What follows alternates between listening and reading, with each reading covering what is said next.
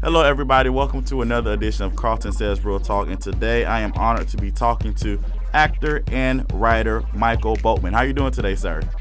I'm doing great, man. How are you? I'm doing Glad good. to be here. Thank you. Thank you so much for joining me today, man. I really, really appreciate it. Again, we're just going to jump right into this interview because I know the listeners want to get to know you more. Now, before we talk about your career, tell us a little bit about yourself, where you grew up, maybe a favorite color or anything, just something that we may not know about you. Okay, well, I grew up in Chicago on the south side. I'm sure a lot of your listeners know about that. And, went to high school out in the south suburbs of Chicago. And I lived there until I went away to college, which was in Macomb, Illinois, at Western Illinois University, where I studied theater and drama. And, so I grew up pretty much child of a single mom, south side of Chicago. I was a shy kid, kind of nerdy. I loved to read and loved to watch TV, and which is probably why I have such an overdeveloped fantasy life. Definitely, I definitely understand that. Now, how did you what made you say, I want to be an actor? What pushed you in that direction? What actually pushed me there, and it's a pretty common story for a lot of actors, but I actually did it to meet a girl. Okay. There was this girl that I kind of had a crush on that I went to high school with, and one day I worked up the courage to speak to her in the hallway after school, and at that point I was on the track team.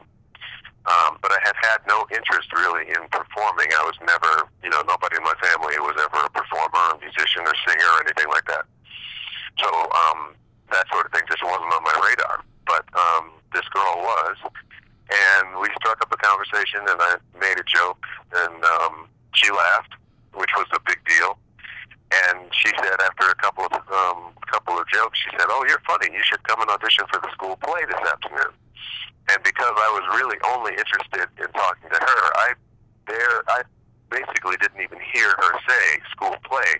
She just said, "I'm going to be at the auditions," and I was in. That was it. I was done. So, I went to this place, to the theater department in my high school, where she was there, and actually, coincidentally, one of my best buddies worked in the theater behind the scenes. He was a technician. And he had actually told me a couple of times, "Man, you're funny. You ought to come try out for the play." And I just always blew it off, like, "Oh no, man, that's not for me. That's not for me." But of course, all that went by the wayside when this girl said it. So I showed up at the audition, and there was my buddy and a couple others of my friends, and there was this girl.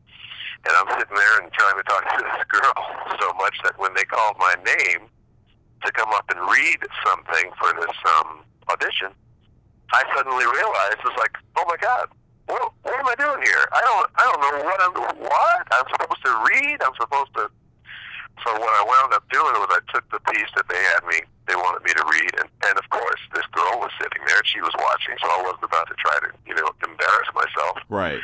And I just kind of got up and did something silly, and I'm sure I was absolutely terrible. Most high school and college theater departments really just need boys on stage because, girls are there, and a lot of times they have a hard time finding boys. So I'm sure that's why I wound up getting the part. It couldn't have been that I was good, because I know I wasn't at that time.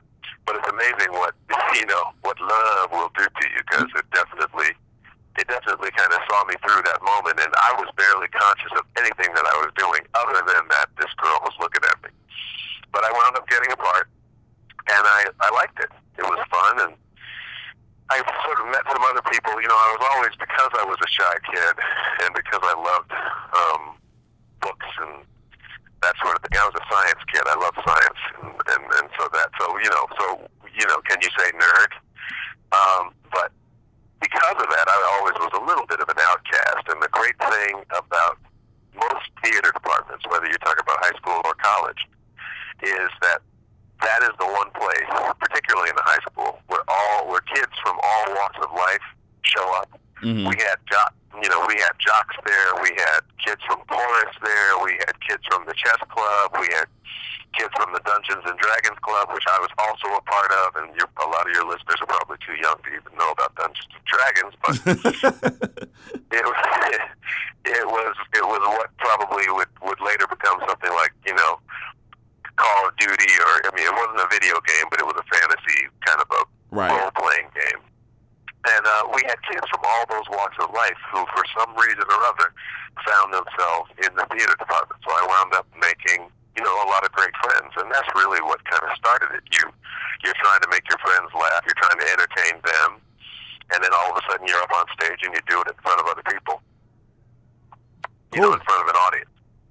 Cool. That's what's up, man. That's what's up. Now let's fast forward a little bit here. We're gonna talk about your stint on the hit show Spin City, where you play Carter Haywood. He was the openly gay mayoral aide. Tell us about your experience on that show. Well, I met the producers of that show, and the star was Michael J. Fox for those first 4 seasons. I met them in Los Angeles. I had just come off of my first TV show. It was a show called China Beach, way back in the day, and so there was about 3 years in between those 2 shows, 3 or 4 years, something like that. And, I was looking for the next thing, looking for the next gig. And I went in, I read this part. They sent me the script, and immediately I thought, wow, what a great character. This is an openly gay, very intelligent, somewhat angry black man who was kind of only there in the mayor's office in New York City to make trouble. Mm-hmm. I mean, that's the kind of part that any actor would love to play. It's all well and good to play the hero or the nice guy next door, but you really want to play the troublemaker. Right. That's where all the fun is. So I read this part and went in and met the producers, and they apparently liked me because I got the part. And we went on for 6 seasons from there. Well, and speaking of those 6 seasons, now at the same time, you were not only were you on Spin City, but you were also on the HBO show Arli, where you played a sports agent. Now, talk to us about how you were able to do both shows, and like how was it starring in 2 shows at the same time? Because I'm always in awe of actors who are able to, when I see an actor on one of my favorite shows and I see them on another one at the same time, I'm like, wow, that's what's up. 2 checks, that's awesome. Right. But how was it for you doing both shows at the same time? Well, it was great because I loved being a part of both shows, and both characters were kind of different. Stanley Babson, who's the character I played on Arli, was kind of a very uptight, numbers cruncher. He was the accountant for the sports agent, Arliss Michaels, and so he was the guy that wanted everything to be all his ducks in a row, and so he was a little bit more neurotic in a way than Carter on Spin City. And the way it worked in the schedule was I actually, coincidentally, weirdly enough, got both of those jobs within like a day of each other. Wow. But originally, Stanley was not supposed to be in every episode, and I'm actually not in every episode. I am in most of them. But because it was HBO, they shot at a different time of year than Spin City, which was CBS. Well, I'm sorry, ABC. Ooh, that's a bad mistake. So Spin City would start in August and finish up in like March, and then I would have 2 or 3 weeks off, and then Spin City shot in New York. Mm-hmm. So I'd have about a month off, and then have to fly out to LA to do Arli. So just coincidentally, it worked out scheduling wise, and it was great. I loved doing that show because that was a more, even though Spin City was definitely an adult show and dealt with adult themes, when you're talking about HBO, you really can get into some adult stuff. And right. So it was, but both shows were a lot of fun, and I'm still friends with most of the cast from both shows. So they were both great experiences. Awesome, man. Awesome. Now let's talk about your current show now. The hit Nickelodeon show Instant Mom, which also stars Tia Mowry and Shirley Raff. Now, for people who maybe I'm a fan of the show, but there are some people who may be living on a rock, don't know anything about the show. Tell us about Instant Mom, and tell us who your character is and just the relation between you and Tia Mowry's character. Okay, well, I play Dr. Charlie Phillips, who is a successful cardiac surgeon in Philadelphia, who meets and marries the lovely Stephanie, who's played by Tia Mowry. And Stephanie is a little younger than me. She's 29 at the time of the pilot when we first shot the episode. Charlie was supposed to be old. and Stephanie was 29. So she's a party girl. Her whole life was kind of about, mojitos and sexy shoes and hanging out with her girls, and then she meets this guy and falls in love with him, but at the same time also inherits his 3 crazy kids. And it's a great family show. It's the first sort of family show. I mean, obviously everybody knows Nickelodeon as a network that focuses on kids, but this is a part. Instant Mom is a part of their Nick at Night lineup, and we were, I think, other than See Dad Run, I think we might have been the first or second show in this sort of new effort that they're building to kind of reach a wider audience. And that's the great thing about Instant Mom, is that it's sort of like shows that I grew up with, and that it's a show that's about the parents, but the kids are obviously, a huge part of it. And so as a result, there's something for everybody in the show. There's something for dads, there's something for moms, there's even something for grandma. And then there's these 3 crazy kids who are just all wonderful, wonderful actors. It's great because, I go to work and we're at Instant Mom, and we laugh because we just kind of, over the course of the first season, we just started the second season a couple of weeks ago. Okay. We've really kind of become our own weird little family, and like a family, you kind of learn each other as time goes on, and we've definitely learned each other as a cast and as a unit, and so we've got great writers, and they have written some episodes that are, that I think most families and most people in families, whether they have kids or not, can relate to, and so it's really a pleasure. Yes, I love the show. I'm a big fan of the show. Thank you. Yes, thank you. It's funny. I can say honestly, I'm a fan too, because I watch the show. I don't watch them when they air. I usually, because I'm busy, I'm traveling, I'm running around. I have 4 kids. But I usually record it, and then so some time will get by every once in a while between episodes, and then when I watch them, I sit and I go, you know what? I like that family. I like these people. Mm-hmm. You know what I mean? It's kind of easy to become an audience member, and that's the mark of a good show. It's a mark of good writing and hopefully good acting. That I sort of forget. It's like, oh, wait a minute, that's me up there. Now I've been a huge fan of Tia Mowry since forever. How is it? I love her. How is it working with her? How is it? Like, how is it to be able to work with her, like, every day? Like, how was that experience? Tia is exactly what you would hope she would be.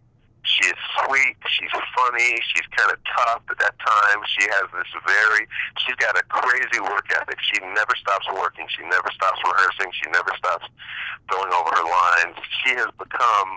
She's gone from that cute little girl, one of those cute little girls on Sister Sister, to this, beautiful, very funny, very talented actress. And I've told her a couple of times, I really think that she has the kind of almost a Mary Tyler Moore vibe, in the fact that, Mary Tyler Moore was obviously, a beautiful lady, but was also funny and just lovable. And, Tia, I always say that a show, the tone of a show, the energy of a show really starts kind of from the top down. And if the star of the show is a jerk or hard to work with, that makes it tough on everybody. Mm-hmm. She's a dream. She really is. She's great. I mean, everyone is. Shirley, Ralph is hilarious. We just crack each other up. We crack each other up all day.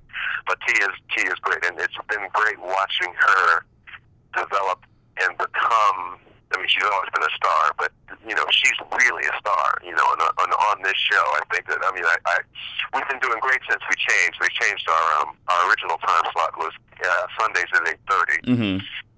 But Nickelodeon likes the show and wanted to get us out to a wider audience, and so they put us on Thursday nights at 8. And since then, we've been going through the roof numbers-wise, so a lot more people are starting to watch the show and become aware of it. And I just think it's great, because I think she's great, and she deserves to be seen in this new role. And at the same time, it's a lot of fun for me because I'm playing a part that's actually really close to my real life. Like I said, I have 4 kids, and I have a mother-in-law, and I have all a wife who has lots of plans and ideas, and we run around like crazy people sometimes. And so my friends who know me all say, this part is the one that's the most like you. And so maybe that's why I'm having so much fun.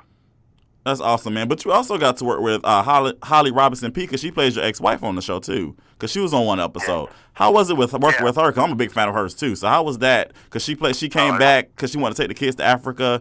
They ended up not going. Yeah. But how was that? How was it working with her? It was great.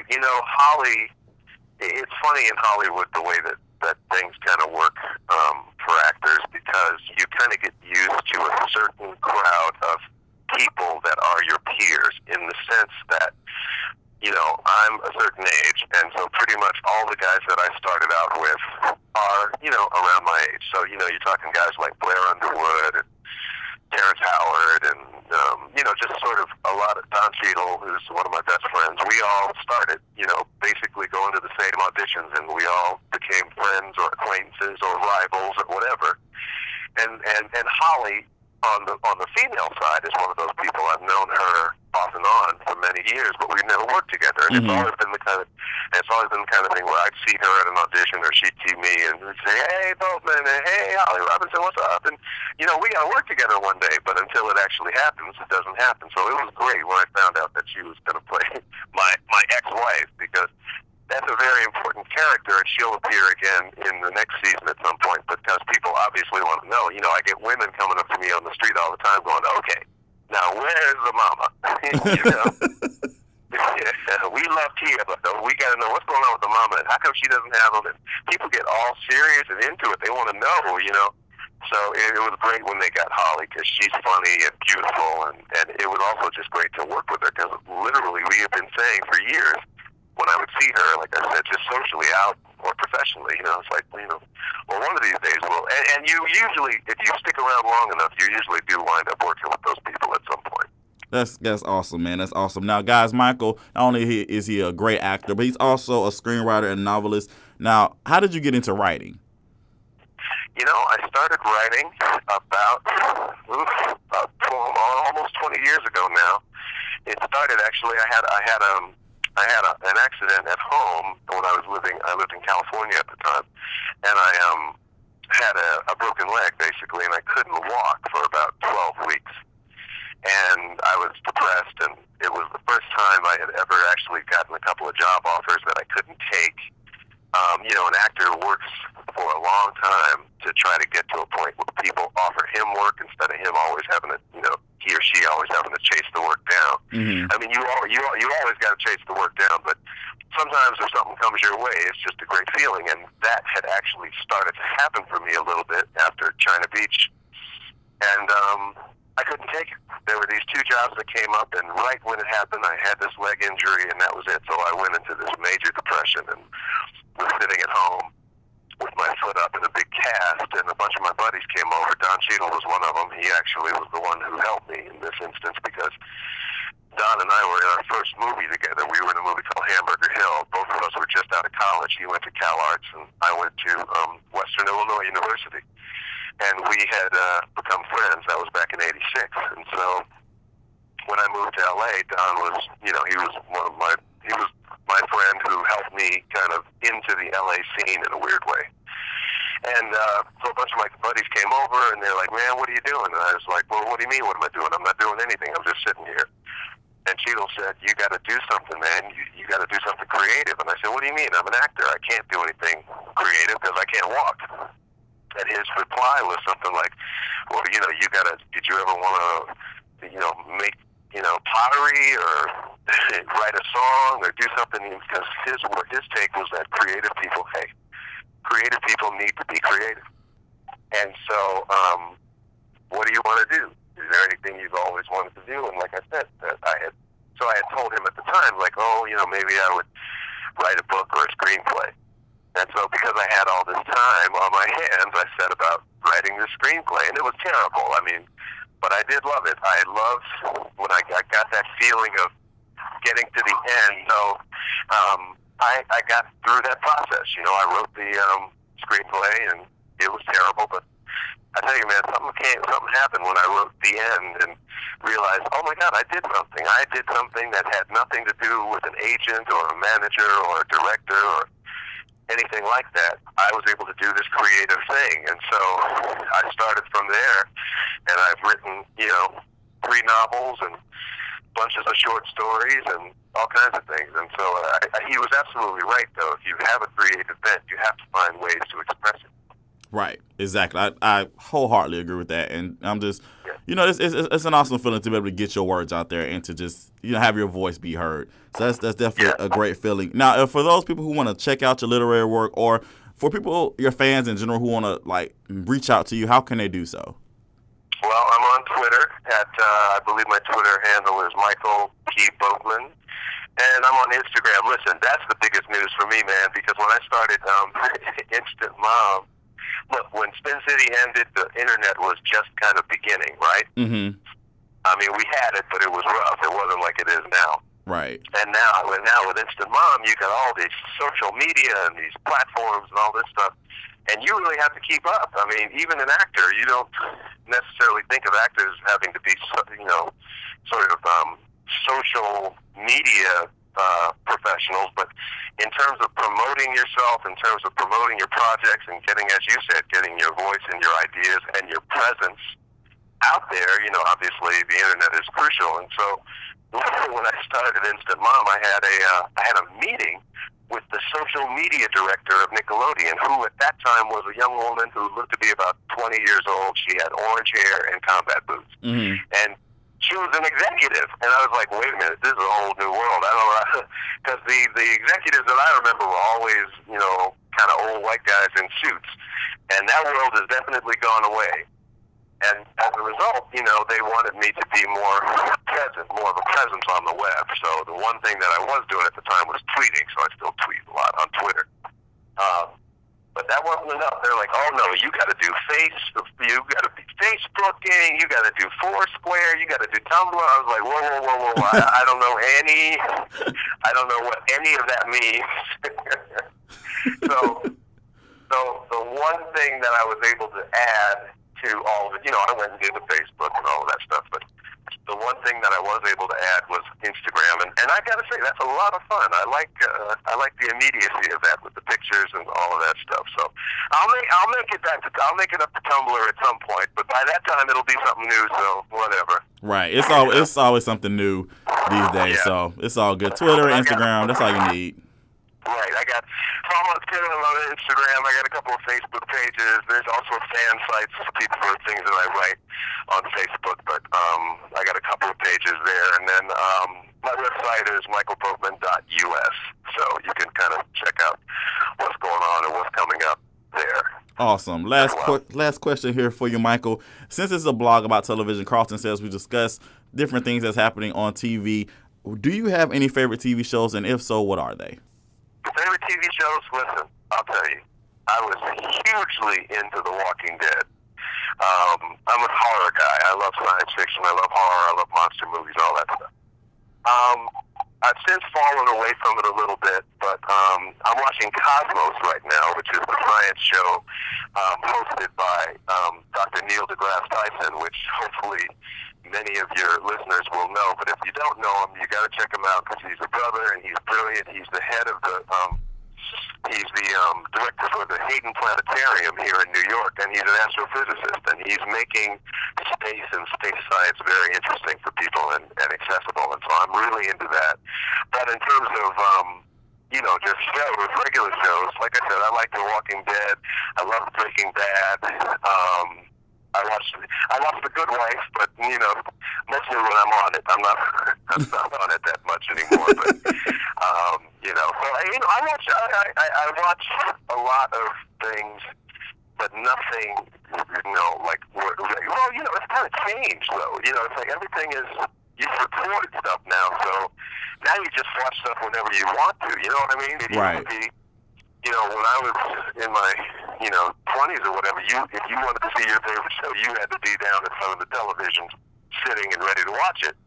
And then they got the VCR, and that changed. And now with DVR and everything else, it's just however people want it. But So,